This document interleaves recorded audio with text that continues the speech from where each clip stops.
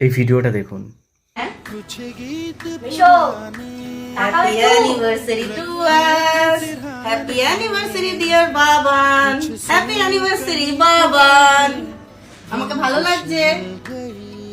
আমি বলেছি আমি তোকে জীবনে ছেড়ে যাব না। के इशारे मिल गए छिड़े थे किनारे मिल गए सीने के इशारे পাগল বলুক আমাকে সাইকো বলুক মেন্টাল বলুক যা খুশি জাস্ট বিকজ অফ তুই আছিস তাই আমি করব জানিস তো একসাথে থাকবো তো আমরা।